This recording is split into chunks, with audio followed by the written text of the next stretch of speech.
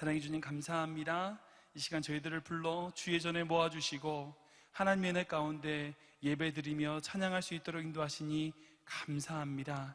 이 시간 주님의 말씀을 듣겠사오니 우리에게 주의 말씀이 들리는 귀를 허락하여 주시고 우리 마음을 옥토로 만드셔서 하나님의 말씀이 우리 인생에 떨어져 열매 맺는 저희들 될 수 있도록 인도하여 주시옵소서.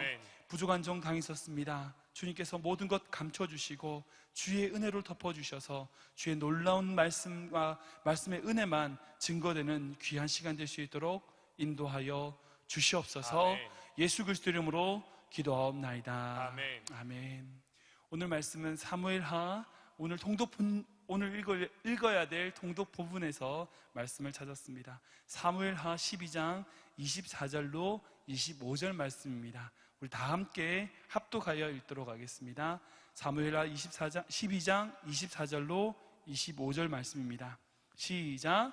다윗이 그네 아내 바세바를 위로하고 그에게 들어가 그와 동침하였더니 그가 아들을 낳음에 그의 이름을 솔로몬이라 하니라. 여호와께서 그를 사랑하사 선지자 나단을 보내 그의 이름을 여디디아라 하시니 이는 여호와께서 사랑하셨기 때문이더라. 아멘. 따라 하시겠습니다. 이는 여호와께서 사랑하셨기 때문이더라. 사랑하셨기 때문이더라. 이는 여호와께서 사랑하셨기 때문이더라. 사랑하셨기 때문이더라. 하나님이 여러분들 사랑하신 줄 믿으시기 바랍니다. 아멘. 간단한 쉬운 질문을 한번 내보도록 하겠습니다. 5개에서 4개를 빼면 몇 개가 되죠? 너무 쉬운 질문이라서 5개에서 4개를 빼면 하나가 남죠. 꿍꿍이 속이 있어서 말씀드리는 거 아닙니다. 맞습니다. 1개가 답입니다. 근데 5개에서 4개를 뺐는데 여전히 5개라고 주장하는 사람이 있으면 우리는 그 사람을 뭐라고 부르나요? 바보야. 야, 어떻게 5개에서 4개를 뺐는데 어떻게 5개야? 그대로 어떻게 1개지 5개야? 생각해 보세요. 어떤 아이가 사탕, 자기가 정말 좋아하는 아끼고 귀중한 사탕 5개가 있었는데 4개를 잊어버렸어요. 하나밖에 남지 않았는데 아니라고 자기는 5개 다 가지고 있다고 얘기하면 그 아이를 정상으로 보기 어렵겠죠. 바보를 뭐라고 하느냐? 여기 바보가 뭘까요? 바다의 보배? 나 바보야, 그래, 나 바다의 보배. 이렇게 얘기하시는 분 있지만 사전을 찾아보니까 바보가 뭐냐면 셈이 안 되고 도대체 셈이 안 되고 합리적인 판단이 불가능한 상태를 사전에서 말하는 바보라고 이야기하더라고요. 그런데 요즘 들어서 이 바보라고 하는 의미가 새롭게 해석되고 있는 것을 보게 됩니다. 요즘 이 바보란 단어의 의미가 새롭게 바뀌고 있어요. 변화되고 있습니다. 예전에 똑똑하다 그러면 참 좋죠. 근데 요즘 들어서 사람들에게 그래 너 똑똑하다, 그래 너 똑똑하다 이러면 이게 칭찬이 아니라 욕으로 좀 되고요. 그래 참 바보스럽다. 이 말이 어떻게 보면 세상의 물정을 따라가는 것이 아니라 꿋꿋이 자기의 길을 걸어가는 사람을 바보스럽다라고 표현하는 표현들이 참 많이 있는 것을 보게 됩니다. 제가 책 한 권을 소개해드리고 싶은데요. 어떤 책이냐면 2009년도에 출간된 책인데 한국에 있는 많은 분들에게 정말 많은 감동을 줬던 책입니다. 제목이 그 청년 바보 의사라고 하는 책입니다. 이 책의 주인공은 사진에 나온 대로 안수현이라고 하는 고려대 의예과 91학번의 젊은 청년입니다. 그런데 그는 예수님처럼 고작 33살의 젊은 나이에 이 세상을 떠났던 청년입니다. 정말 짧은 인생을 살다간 그런 청년인데 그의 장례식장에 정말 사람들이 많이 모였어요. 그때 왔을 때 사람들 대부분 참 이 젊은 청년, 아까운 청년, 앞이 창창하고 이제 의사 공부를 다 마치고 이제 정말 꿈을 펼쳐보지도 못했던 이 아까운 청년이라고 하는 사원에서 많은 사람들이 장례식장을 온 줄 알았는데 그런데 그 장례식장에 무려 4,000명이나 되는 많은 사람들이 모였어요.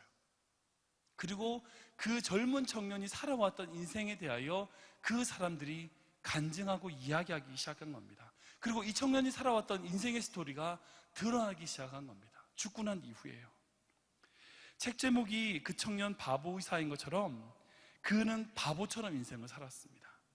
그가 인턴 레지던트, 의사를 되기 위하여 좀 힘든 시간을 보내잖아요. 그 인턴과 레지던트를 일을 할 때에 환자들에게 잘해주면 안 된다는 것이 의사들의 불문율이래요. 왜냐하면 환자들에게 잘해주면 그 환자들이 계속 자기를 괴롭히니까 좀 적당한 선을 두는 것이 의사들의 불문율처럼 여겨지는 룰이랍니다. 근데 이 청년은 그 룰을 어겼습니다. 환자를 너무너무 사랑한 거예요. 환자들의 이야기를 들어주다가 밤새고 자기의 시간을 다 써버리기도 하고요. 어린아이 환자와 약속을 했다고 그 어린아이를 위하여 부산까지 선물을 들고 찾아가기도 하고요. 그리고 간호사의 실수로 깨뜨린 약병을 보충하기 위하여 이 의사가 직접 자기가 손해보면서 열심히 일해서 보충해주기도 하는 그런 의사였다는 겁니다. 바보 같은 의사였다는 겁니다. 그리고 한창 90년 후반에 한국에서 의료 파업이 있었어요. 가장 심각하고 어려운 시기를 보낸 그 의료 파업 때 모든 의사들이 다 환자를 버려두고 데모하러 밖으로 나갔습니다. 그때 이 청년만은 왕따가 될 각오를 하고 나는 자기는 결코 환자를 버릴 수 없다고 얘기하며 그 모든 의사들이 다 의료 파업하고 있을 때에 혼자 꿋꿋이 병원을 지켰던 청년이었습니다. 의사들이 없으니까 그 의료 파업 기간, 일주일 넘는 기간 동안 잠을 자지 못하고 심지어는 밥 먹을 시간조차 없이 환자들을 돌봤던 청년이 바로 이 청년이었습니다. 장례식장에 어떤 할아버지가 이 청년의 영정 앞에 무릎을 꿇고 오열을 하기 시작했습니다. 그리고 이렇게 외치기 시작했습니다. 저 사람은 나를 처음으로 인간으로 대해줬던 사람입니다.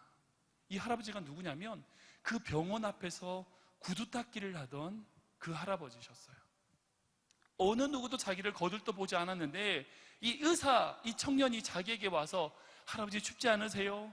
할아버지 이거 드세요라고 우유도 주기도 하고 자기를 인격적으로 대해줬던 유일한 사람이었다고 간증을 했습니다. 병원에서 세탁을 하는 아주머니가 또한 울면서 얘기합니다. 이 의사분은 나에게 하나님의 사랑을 가르쳐줬던 바로 그런 분이셨습니다라고 나를 챙겨주고 나에게 춥지 않느냐고 묻고 힘들지 않느냐고 물어줬던 유일한 의사였습니다라고 얘기해줬습니다. 정말 짧은 인생을 살다 간 그 청년이었지만 그 인생이 정말 많은 사람에게 영향을 줬던, 그리고 많은 사람에게 감동을 줬던 이야기가 이 책에 들어있습니다. 바라기는 혹시 여러분들 서점에 있는지 잘 모르겠어요. 근데 꼭 읽어보셔서 감동받으셨으면 좋겠습니다. 책 제목이 그 청년 바보 의사입니다. 이분의 인생의 이야기를 제가 이 자리에 다 해드릴 수가 없습니다. 그러나 꼭 기회가 되신다면 이 책을 읽으시면서 하나님이 이 청년 가운데 어떻게 역사하셨는지 하나님의 모습을 한번 찾아보시면 여러분 참 좋을 것 같습니다. 그렇게 세상의 방법이 아닌 손해를 보고 헌신하고 자기 이익을 잘 챙기지는 못하는 사람, 그러니까 이기적이 아니라 이타적인 삶을 사는 사람을 어느 순간에 요즘 바보라고 부르기 시작했습니다.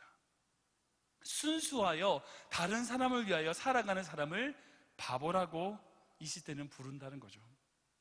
요즘 젊은 아빠들, 나이 드신 아빠들도 마찬가지지만 아빠들을 부르는 대명사가 있죠. 뭐라고 부르는지 아시죠?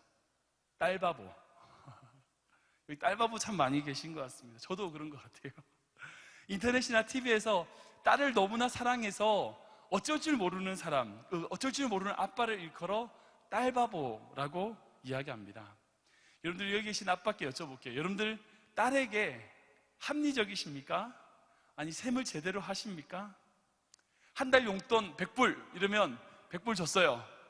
그리고 일주일도 채 지나지 않아서 아빠 이렇게 찾아오면 용돈 더 주세요. 아니면 아니야 100불 줬으니까 끝이야. 너랑 나랑 이제 거래가 끝난 거야 라고 딱 끊으십니까? 대부분 아빠들이 엄마 말하지 마 이러고 용돈을 주실 거예요. 딸에게 합리적이지 않죠. 엄마들은 어떻습니까? 아들 바보 아닌가요?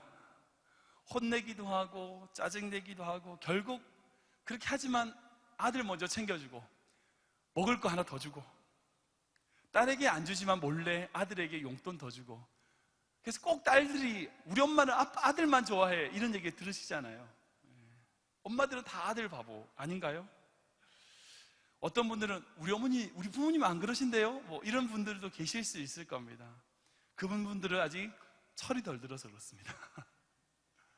어느 누구나 부모는 자식에게 바보가 됩니다.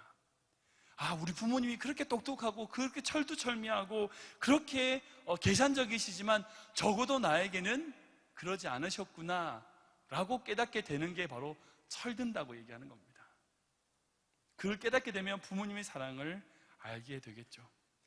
사랑하는 그 대상을 위하여 아무런 셈을 하지 않고 합리적인 판단을 못하는 사람을 바보라고 한다면 저는 오늘 본문에 나오는 다윗이 바로 그런 바보라고 생각이 됩니다. 오늘 통독 분량을 혹시 읽어보신 분 계실지 모르겠지만 사무엘하에 나와 있는 다윗의 모습은 굉장히 충격적입니다. 사무엘하 11장에 보면 다윗의 범죄가 나오죠.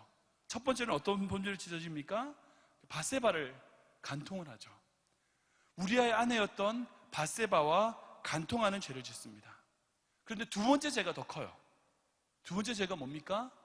그 밧세바와의 간통 사실을 숨기기 위하여 어떻게 하죠? 우리아를 죽이게 되죠. 첫 번째는 어떻게 되돌릴 수 있다 하시더라도 이 두 번째 죄는 결코 되돌릴 수 없는 죄를 이 다윗이 짓게 됩니다. 하나님을 정말 사랑해가지고요, 다윗이 이 우리의 통독 읽은 분량을 보면 하나님을 정말 사랑해가지고 언약궤가 예루살렘에 들어올 때 막 옷이 벗겨지는지 모르고 막 춤을 췄던 다윗이었어요. 그리고 하나님을 너무 사랑해가지고 하나님을 위하여 전을 짓겠다고 하나님께 약속하고 막 그렇게 선을 했던 다윗이었어요. 근데 그런 다윗이 사무엘하 11장에 가서 이렇게 끔찍한 죄를 짓습니다. 되돌릴 수 없는 큰 죄를 짓습니다. 그런 하나님은 다윗을 포기하지 않으세요. 12장 1절에 나단을 다윗에게 보냅니다. 그리고 다윗에게 자신의 잘못에 대하여 비유적으로 이야기로 잘못을 지적하죠. 그 이야기를 들은 다윗이 하나님 앞에 철저히 회개하는 모습을 보게 됩니다. 우리 본문에 보면 단 한 줄로 다윗이 회개하였더라 이렇게 되어 있지만 시편 곳곳에 다윗의 회개 시편을 보면 다윗이 얼마나 철저히 회개했는지를 알 수 있습니다. 자신의 눈물로 침상을 띄운다고 얘기해요.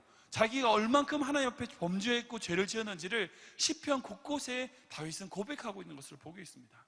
철저히 다윗은 회개하게 됩니다. 하나님 앞에 무릎을 꿇고 자신의 모든 죄를 하나님께 고하면서 회개하는 모습을 다윗의 모습을 볼 수 있습니다. 그리고 하나님은 다윗을 용서하시죠. 다윗은 용서하세요. 그러나 죄의 결과였던 그 아이의 생명은 거둬가십니다. 다윗은 그 아이를 살리기 위하여 식음을 전폐하고 죄를 뒤집어 쓰면서 회개하며 하나님께 간구하며 긍휼을 구합니다. 그러나 하나님은 응답하지 않으셨어요. 결국 그 아이는 죽게 됩니다. 그 아이가 그 죄의 결과로 말미암아 죽은 이후에 바로 나온 본문이 바로 읽었던 오늘의 본문 24절과 25절 말씀입니다.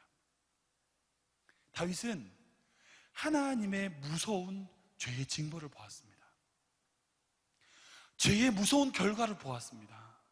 그 죄의 결과로 상심한 상태였습니다. 그 죄로 말미암아 다윗은 어쩔 줄 모르는 상태였습니다. 그런데 그 이후에 다윗의 행동을 보면 그 죄의 원인이었던 밧세바를 위로하고 동침하여 아이를 낳는 일이었습니다. 여러분들, 이 다윗의 행동이 좀 이해가 되십니까? 이해가 가십니까? 솔직히 저는 처음에 이해가 안 됐습니다. 일반적인 입장에서는 이 다윗의 행동은 정상적이라고 볼 수 없습니다. 이웃집 여자인 밧세바를 사랑한 것 때문에 다시는 되돌릴 수 없는 큰 죄를 저질렀고 하나님께 마음 상하게 했고 그리고 그 죄로 말미암아 낳았던 아이가 죽었습니다. 하나님께 식음을 전폐하며 살려달라고 했어요. 간구했습니다. 그러나 하나님이 들어주지 않으셨어요. 하나님이 긍휼을 베풀지 않고 그 아이를 죽이셨어요. 그런데 그 모든 사건의 당사자인, 자신과 함께 죄를 지었던 그 당사자인 밧세바를 다시 취하러 갈 수 있겠습니까? 정상적인 사람이라면, 누구나 다 합리적인 생각을 하는 사람이라면 이 밧세바를 버리는 것이 당연할 것입니다. 이것이 합리적인 판단일 것입니다. 어차피 내 부인도 아니었고요, 남의 집 부인이었잖아요. 훔친 거였는데 원래 자리로 갖다 놓으면 되잖아요. 이것이 어찌 보면 평범한 사람의 행동일 겁니다. 아니, 이렇게 생각할 수 있지 않겠습니까? 내가 다시 밧세바를 취한다면 또 나에게 또 다른 어려움이 오지 않을까? 이렇게 생각하는 것이 정상적이지 않을까요? 보통의 계산이 아니겠습니까? 더 나쁘게 본다면 이 밧세바 이거 요물이다. 그때 목욕한 거 의도적인 거 아니야? 날 유혹하려고 일부러 그런 거 아니야? 이거 요물이다. 내가 이 사람하고 같이 있다가는 내 인생 망치겠다. 이렇게 판단하는 것이 평범한 사람들의 계산이 아닐까요?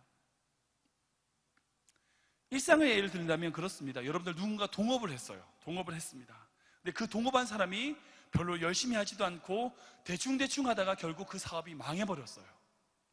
근데 여러분들 다시 자본금이 생겨서 또 사업을 하려고 하는데 그 사람과 같이 다시 사업을 할 수 있겠습니까? 거들떠 보지도 않겠죠. 생각도 안 할 겁니다. 이것이 합리적인 판단입니다.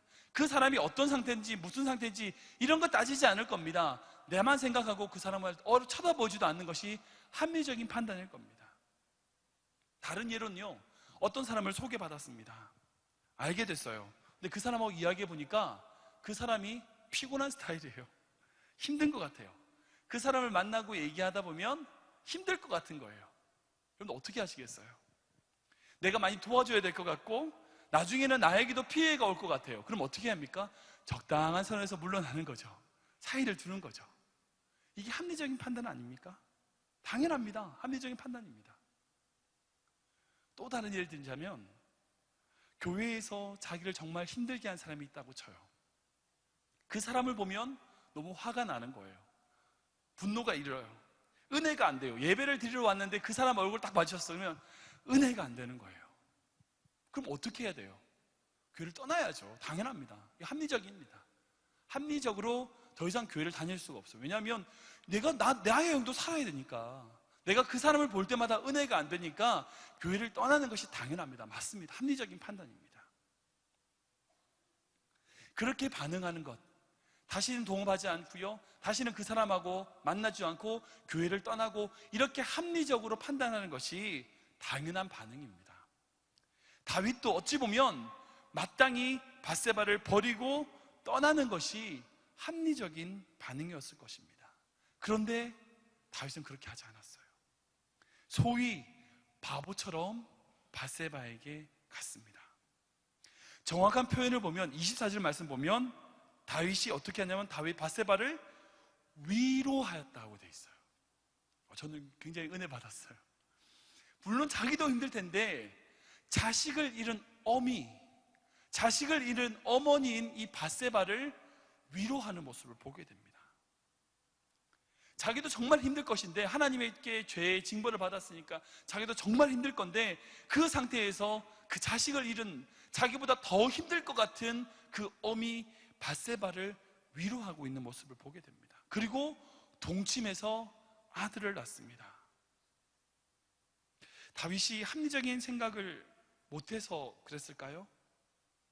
정말 몰라서 그저 밧세바가 예뻐서 그냥 홀려가지고 다시 동침을 했을까요? 그런 어려움이 찾아온다 하더라도 나는 밧세바를 사랑하는 것을 결코 멈추지 않을 것이다 라고 하는 결단 없이 이것이 가능할까요?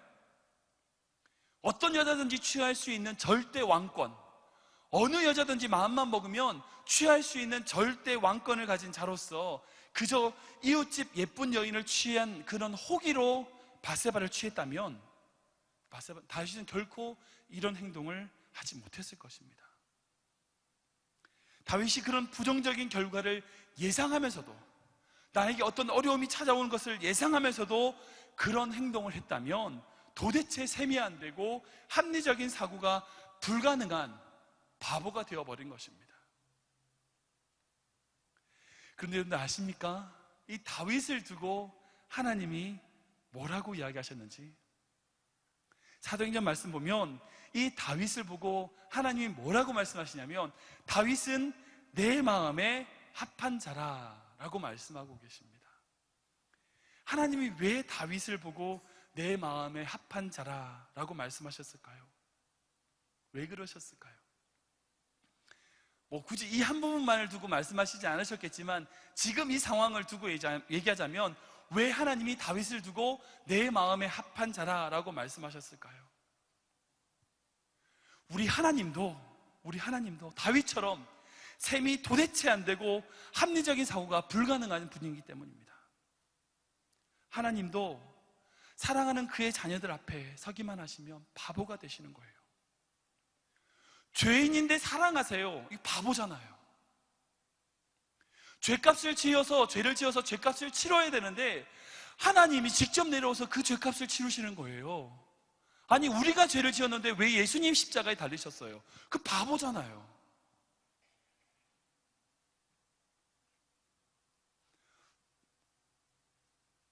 로마서 말씀 보면 경건치 않는 자를 의롭다고 말씀하시잖아요. 이게 도대체 셈이 되시는 분입니까? 하나님께 받았던 귀중한 거 5개라고 예를 치면 5개인데 우리가 죄를 지어 말미암아 다 잃어버렸어요. 한 개 남은 게 아니라 완전히 다 잃어버렸는데 여전히 하나님은 우리를 존귀한 자라 말씀하시잖아요. 5개 다 있다고 그러시잖아요. 도대체 셈이 되시는 겁니까? 이 사실이 우리에게 복음이 됩니다. 하나님은 우리에게 바보가 되십니다.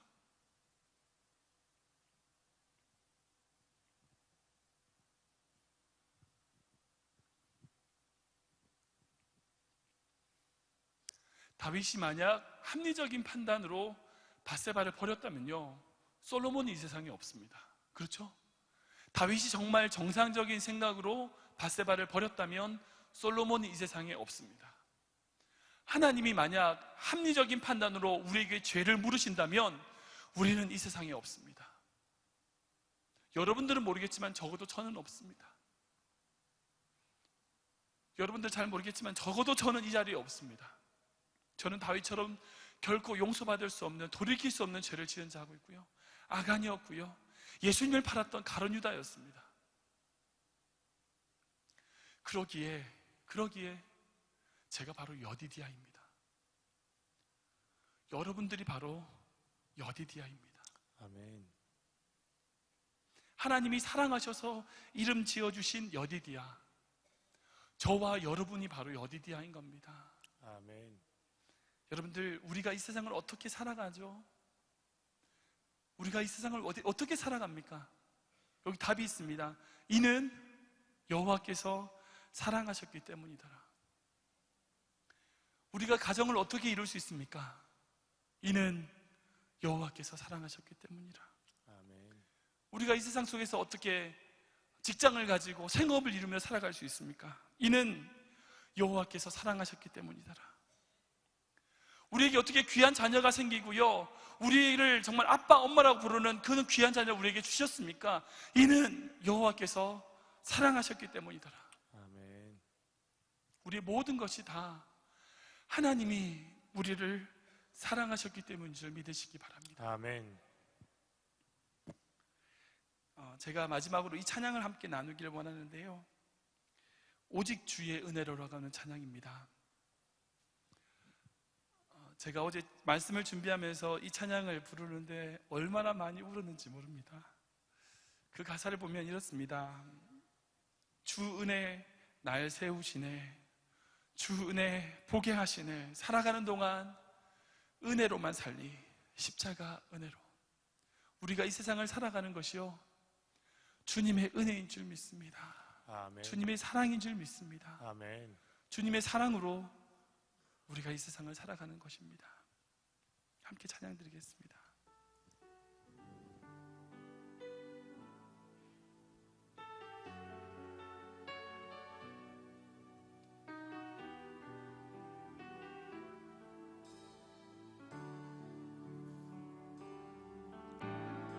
오직 주의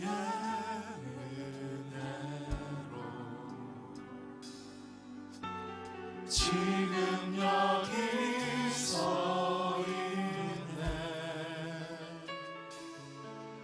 한없는 경배,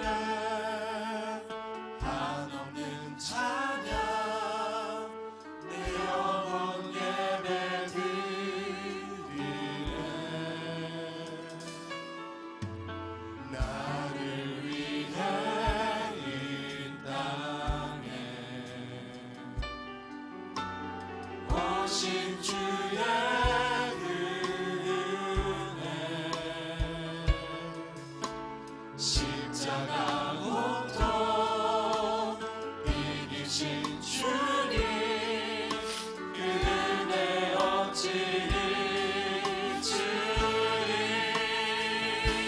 주네 날 채우시네 주네 보게 하시네 살아가는 동안 은혜로만 살리 십자가 은혜로 처음부터 고백합니다. 오직 주의 은혜로 지금 여기 서 있네 한없는 경배 한없는 찬양 내 영혼 예배 드리네 나를 위해 이 땅에 오신 주의 은혜 십자가 고통 이기신 주님 그 은혜 어찌 잊으리 주네 날 채우시네 주네 보게 하시네 살아가는 동안 은혜로만 살리 십자가 주네 날 채우시네 주네 날 채우시네 주네 보게 하시네 살아가는 동안 은혜로만 살리 십자가 다시 한 번 더 고백합니다. 주네 날 채우시네 주네 날 채우시네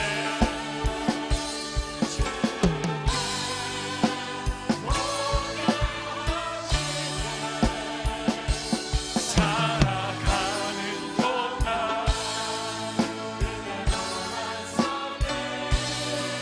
십자가 우리 이제 한번 기도하기 원합니다. 기도하실 때에 우리가 이 세상에 있는 것 우리가 이 자리에 있는 것 오직 주님의 은혜인 줄 믿습니다. 주님의 사랑인 줄 믿습니다. 아멘. 바보같이 우리를 사랑하시는 주님의 그 사랑 때문인 줄 믿습니다. 우리 주님 한 번을 짓고 전심으로 기도합니다. 시작!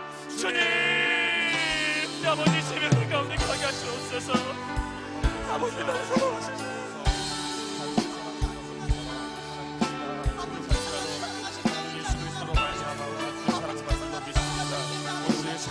우리 자신이 여기까지 믿습니다. 하나님 우리가 영원로 주님 앞에 더욱더 정성이 나갈 수 있게 하여 주시옵소서. 주님 사랑을 기억하기에 하나님 이 시간을 통해서 더욱더 예배하는 우리 모두가 되게 하여 주시옵소서. 하나님 어떤 상황에서도 어떤 환경에서도 하나님께서 우리를 사랑하시며 아버지 감사하고 더욱더 우리 바뀌는 모든 것들을 감당할 수 있는 우리 모두가 될 수 있도록 하여 주시옵소서. 하나님 다윗을 사랑하며 우리를 사랑하심으로 아버지 오늘 말로 더욱더 주님을 찬양하며 주님께 아버지 오늘 우리 마음을 들여 정말 예배할 수 있는 우리 모두가 되게 하여 주시옵소서. 그야말로 우리가 정말 믿음으로 주님 바라보게 하여 주시고 어떤 상황에서도 어떤 주님만을 의지하며 주님과 동행하고 살아갈 수 있는 우리 모두가 되도록 주님 축복하여 주시옵소서. 하나님의 사랑을 더욱더 누리길 원합니다. 하나님 사랑 안에 더욱더 거하기를 원합니다. 하나님 우리 모두가 더욱더 십자가를 바라보며 그 십자가를 통한 아버지 사랑을 기억할 수 있는 우리 모두가 될수록 주님 축복하여 주시옵소서. 하나님 아버지 감사합니다. 주께서 우리에게 사랑하시며 감사드립니다. 그 사랑을 나타내며 더욱 수 있게 하시며 그 사랑을 말미암아 더욱더 우리가 아버지 풍성한 삶을 살아갈 수 있도록 하나님 축복하여 주시옵소서. 주님 아버지 감사합니다. 주님 감사합니다. 하나님 우리를 확산하시며 아버지 그 사랑으로 말미암아 더욱더 주님 찬양하시며 감사드립니다. 우리 삶을 드려 주님 사랑을 나타나게 하시며 우리도 더욱더 주님의 영광을 사랑할 수 있는 우리 모두가 될수록 주님 역사하여 주네 날 채우시네 주네 날 채우시네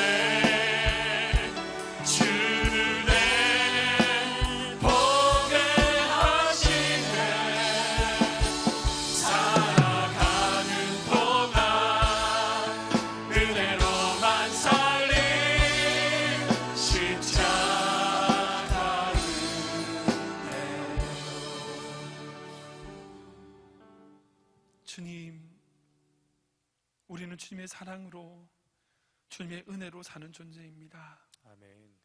도저히 사랑할 수 없는 저희를 사랑해 주신 것이 바로 하나님의 사랑이십니다. 아멘.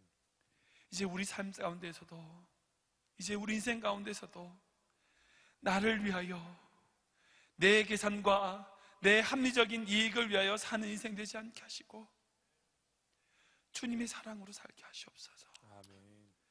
우리를 위하여 바보처럼 사셨던 그 예수님의 인생, 그 인생 담게 하여 주시옵소서. 아멘. 주님, 이 시간 빈손은 나오지 않고 귀한 물질 주님께 드립니다. 주님께서 받아주시고 주님께서 주의 영광을 위하여 이 물질 사용하여 주시옵소서. 아멘. 예수님의 이름으로 감사하며 기도드리옵나이다. 아멘.